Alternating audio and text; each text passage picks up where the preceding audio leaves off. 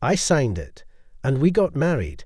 Not that it was a fairy tale, but by that time we were 30 years old. By that time, I had already started laying the foundation for a business, but I came to success only after the wedding. I've softened up, become more balanced, or maybe just older. My wife worked for the same company, earning a modest salary. We lived together for 5 years, and I trusted her as much as I trusted myself. And then suddenly everything went wrong. But I only found out about it a few months later. We had some savings, not for anything specific, just a little cushion. I always thought it's smart to have a safety net. Then I noticed the balance in our emergency account was dropping. "Emma, did you take any money out?" I asked. "Dinner, yeah, I needed it," she said, acting like she was super busy. But that didn't sit right with me. The amount wasn't just for a dinner or a salon visit. "Why would you need that much?" "Oh, well, it's for my mom. She had a little accident, and I had to help her out quickly. She didn't want to tell Dad, so she asked me. He still doesn't know. Please don't mention it to him or her. She was really stressed out, and I don't want to add to it."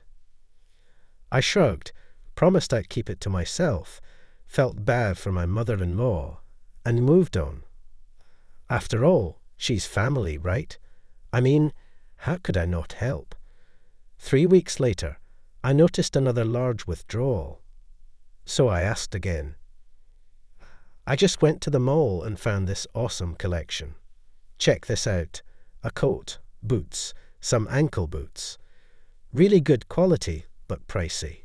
Oh, and I ordered Italian curtains for the whole apartment. They'll be here in a few weeks. We'll update the furniture too. I mean, living here is like living in a cave." I looked at the coat, touched it, but honestly, that's her world, not mine. Fabrics, styles, not my thing.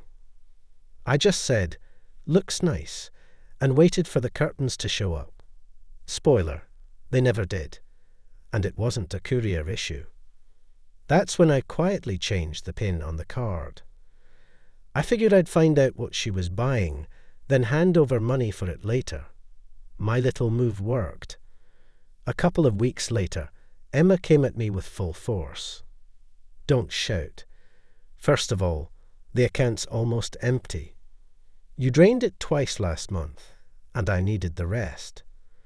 The car needs a major repair, and I need it too. Give me the money now." Can you imagine? I go to pay and the card doesn't work. What a nightmare. She was fuming. We argued for a bit, but I didn't give her a cent. I wasn't about to postpone fixing the car. Work had slowed down with fewer customers, and I knew I needed to push back on these big, insane expenses for a couple of months. Emma was furious. It honestly felt like she was ready to hit me. We didn't speak for 2 days after that.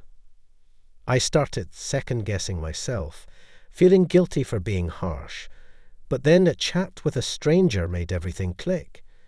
Emma's friend reached out to me and asked if we could meet. So we sat down in a cafe, ordered tea, and she immediately looked nervous.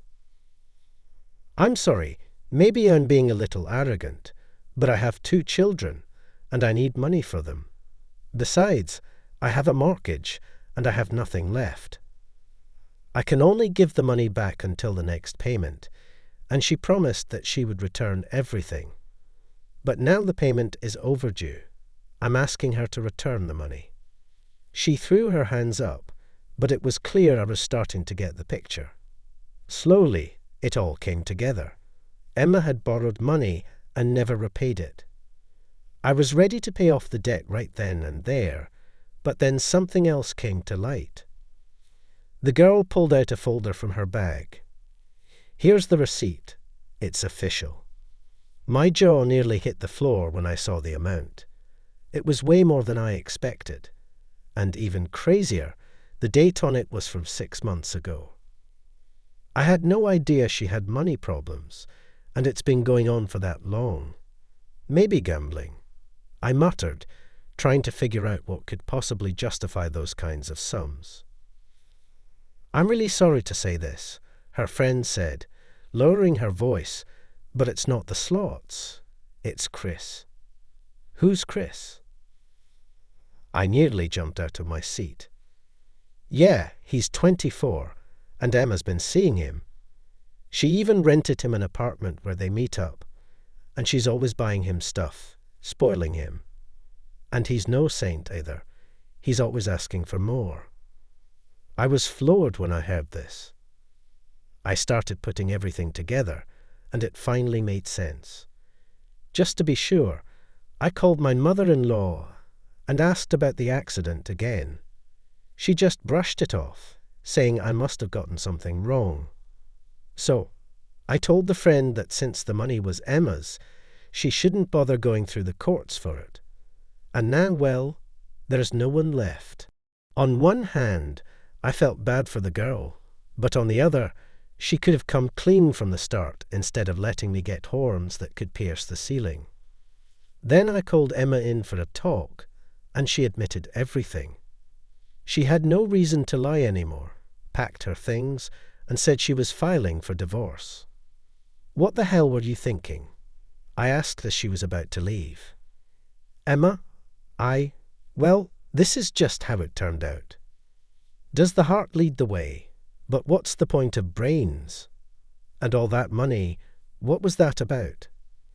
It hurt like hell, but I tried to joke it off. Usually, it's the mistress who drains the money, but in this case, it's the lover who should have been adding to the family pot. I should have bought you some new clothes instead. "He's looking for work, but he's having no luck," Emma said, sounding so sad. "Oh, of course he's looking. Why wouldn't he, when there's one idiot willing to fund him?" So, that was that. Emma's ex walked out, and here I was, left alone. And where's she gonna go? Back to Chris. And who's gonna foot the bill for their place? Oh, he's got all the money, sure, but then what? He'll toss her aside and start hunting for some rich old lady. We've all seen those types of antique lovers before. He'll do anything to fatten his wallet. But you know what? That's their mess, not mine. I've got my own problems to deal with. There's the apartments, the cars, and that damn debt with the receipt hanging over me. I guess I'll have to sue after all. Luckily, I know a lawyer. He laid out the options for me. Let's just say it wasn't exactly a fountain of hope.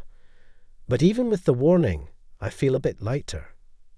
I'm diving into my work now, fully absorbed.